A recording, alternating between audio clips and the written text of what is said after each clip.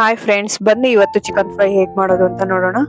ಮೊದಲಿಗೆ ಚಿಕನ್, ತೇಜ್ ಅವ್ರದ chicken masala ಫ್ರೈದು powder, ಇದು ಗ್ರೀನ್ ಮಸಾಲ, ಟೊಮ್ಯಾಟೊ, ಪುದೀನ, ಈರುಳ್ಳಿ, ಹಸಿಮೆಣಸಿನ್ಕಾಯಿ. ಒಂದು ಪ್ಯಾನ್ ಅಲ್ಲಿ ಎಣ್ಣೆ ಹಾಕೊಳ್ಳಿ.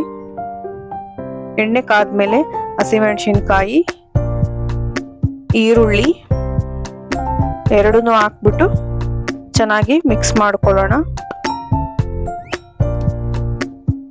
ಇದು ಮಿಕ್ಸ್ ಆದ ನಂತರ ಒಂದು ಚಿಟಿಕೆ ಅಷ್ಟು ಅರಿಶಿನ ಪುಡಿಯನ್ನ ಆಡ್ ಮಾಡ್ತಾ ಇದ್ದೀನಿ. ನಂತರ ಇದಕ್ಕೆ ನಾನು ತೊಳೆದಿಟ್ಟಿರುವಂತ ಚಿಕನ್ ಹಾಕ್ತಾ ಇದ್ದೀನಿ. ಸ್ವಲ್ಪ ಮಿಕ್ಸ್ ಮಾಡಿ ಈಗ ನಾನು ನೆಕ್ಸ್ಟ್ ಇದಕ್ಕೆ ಉಪ್ಪು ಹಾಕ್ತಾ ಇದ್ದೀನಿ. ಚಿಕನ್ ಬೇಯಬೇಕಲ್ವಾ, ಉಪ್ಪು ಹಾಕ್ತಾ ಇದ್ದೀನಿ. ಮಿಕ್ಸ್ ಮಾಡಿ ಇದಕ್ಕೆ ನೆಕ್ಸ್ಟ್ ಈಗ ನಾವು ಹೆಚ್ಚಿಟ್ಕೊಂಡಿರುವಂತಹ ಟೊಮ್ಯಾಟೋನ ಸಹ ಆಡ್ ಮಾಡ್ತಾ ಇದ್ದೀನಿ. ಗ್ರೀನ್ ಮಸಾಲ, ಇದು ಬಿರಿಯಾನಿಗೆ ನಾನು ರುಬ್ಬಿಟ್ಟಿರುವಂತ ಮಸಾಲ, ಸೊ ಅದನ್ನ ಇದಕ್ಕೆ ಹಾಕ್ತಾ ಇದ್ದೀನಿ.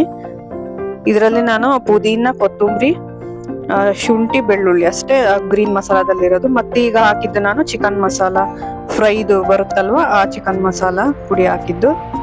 ಈಗ ನೆಕ್ಸ್ಟ್ ಅಚ್ಕಾರದ ಪುಡಿಯನ್ನ ಆಡ್ ಮಾಡ್ತಾ ಇದ್ದೀನಿ. ಧನಿಯಾ ಪುಡಿ ಆಡ್ ಮಾಡ್ತಾ ಇದ್ದೀನಿ.